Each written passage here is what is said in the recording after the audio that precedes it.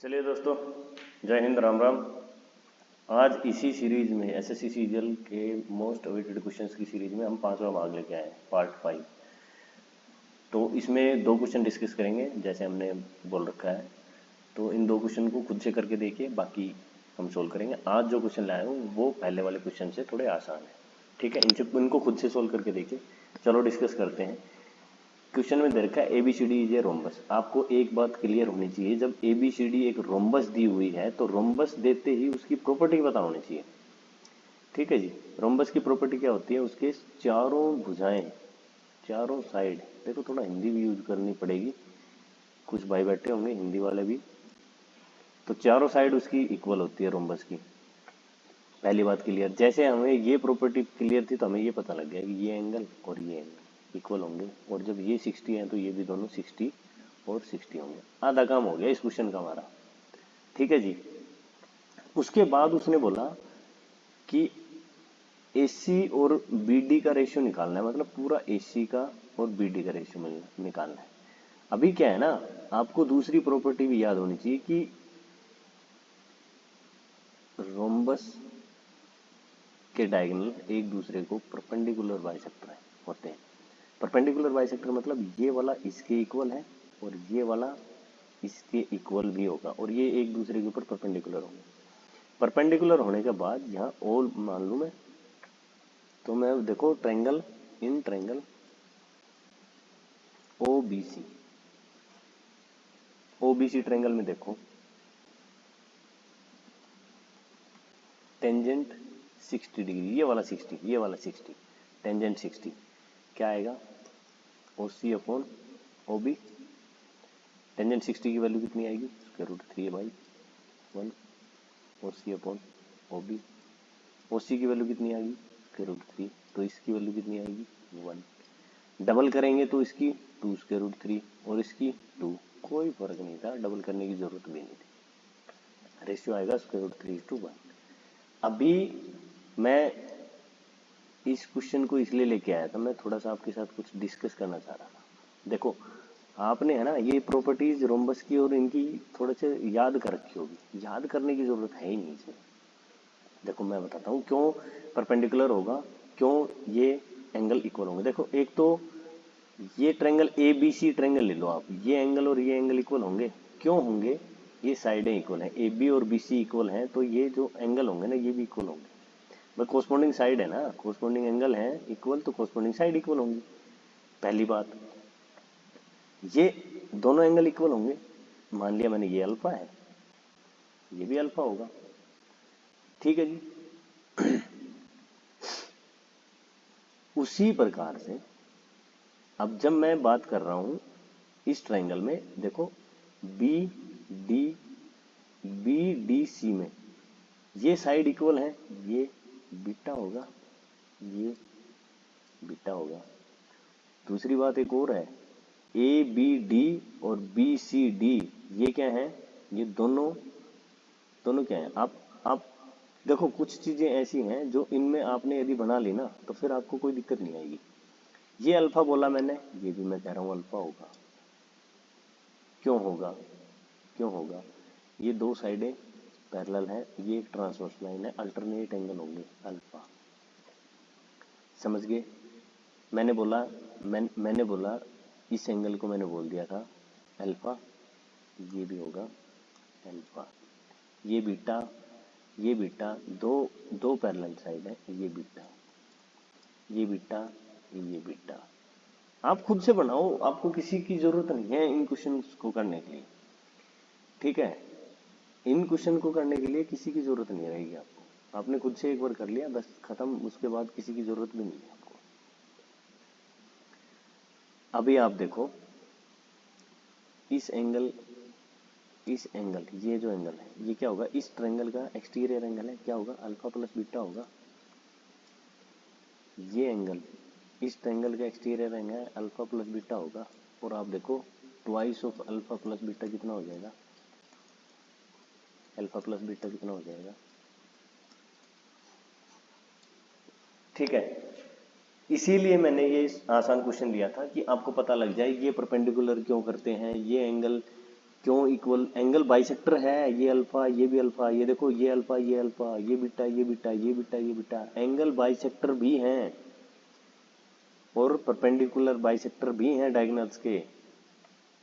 ठीक है, चलो नेक्स्ट क्वेश्चन करते हैं।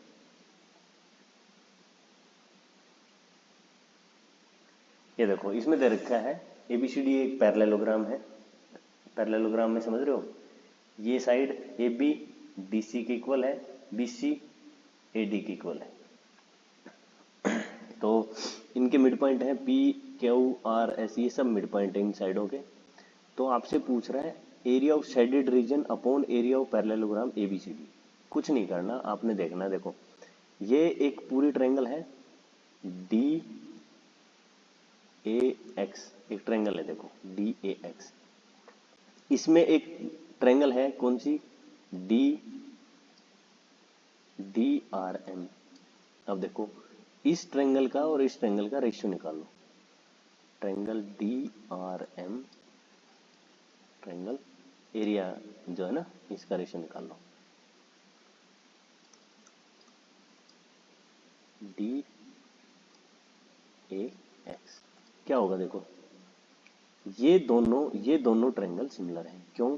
ये जो लाइन है ना ए एस, ये पैरेलल है आर सी के। क्यों पैरेलल है? आप देखो ये जो साइड है ये इसके इक्वल है, ये जो साइड है ये इस साइड के इक्वल है और इसका मिड पॉइंट ये ज्वाइन किया, इसका मिड पॉइंट हमने ये ज्वाइन किया। ऊपर से ये जो ट्रायंगल है ये वाली आर सी डी और ए बी एस ये कॉन्ग्रुएंट है। ये साइड तो इक्वल आएगी, ये क्योंकि ये इक्वल है और ये इक्वल है, ये इसके इक्वल है।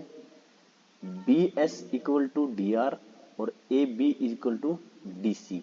जब ये इक्वल है तो ये भी साइड है, तीसरी साइड ऑटोमेटिक इक्वल आएगी। समझ रहे हो? तो ये आप दूसरी बात ये भी है, उसने ये भी बोल रखा है जब मिड पॉइंट को ज्वाइन किया हमने, जब हमने इनके मिड पॉइंट को ज्वाइन किया तो हमारा जो ये बनेगा ना M N O X, M N O X, और इसको इसकी लाइनें जब हम फर्दर एक्सटेंड करेंगे यहाँ और यहाँ, इनकी लाइनों को फर्दर एक्सटेंड करेंगे तो ये भी पैरेलल जाएंगी। भाई X O parallel to M N है, M X parallel to N O है, तो ये हमने इनको फर्दर एक्सटेंड किया है तो ये भी पैरेलल जाएंगी। जब ये दो लाइनें पैरेलल हैं तो ये पूरी तो पैरेलल होंगी। तो इससे ये दोनों ट्रायंगल सिमिलर हो जाती हैं। सिमिलर होगी तो सिमिलरिटी का कॉन्सेप्ट लगेगा, ये वन है ये वन है, ये भी वन है ये भी वन है। तो ऊपर वाली ट्रायंगल का यदि हम लें 1/2 1 इंटू 1 साइन थीटा, ये होता ना एरिया ऑफ ट्रायंगल निकालने का क्या फॉर्मूला है, 1/2 1 इंटू 1 इंटू साइन थीटा। तो ये क्या आएगा 1/2 1 into 1 sine R D M. दूसरा क्या आएगा 1/2 2 into 2 sine R D A X. ये 1/2 से 1/2 कट गया। देखो ये नहीं,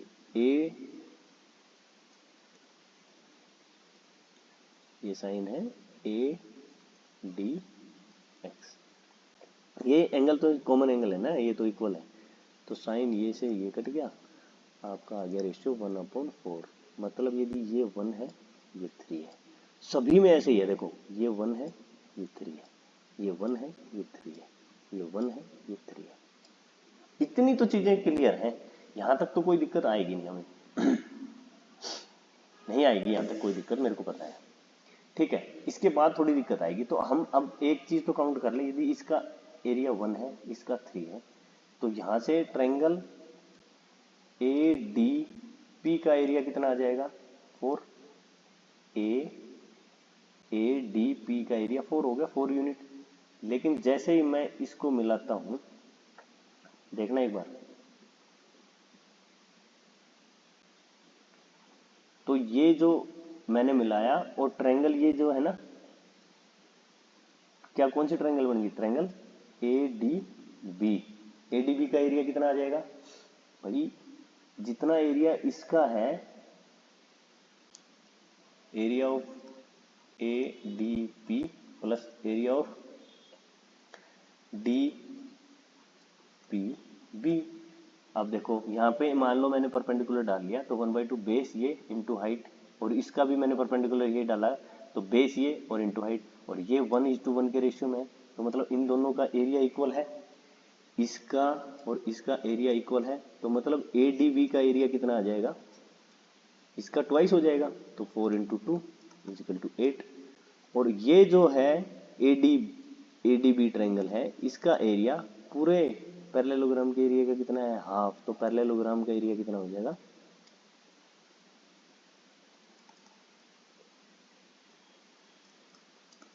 8 × 2 = 16। तो उसने पूछा है हमसे क्या कि शेडेड एरिया का एरिया कितना है हमारा, 4 यूनिट, और टोटल इसका कितना है 16 यूनिट, तो कितना आ जाएगा 1/4। ठीक है दोस्तों, नेक्स्ट वीडियो में मिलते हैं। ओके।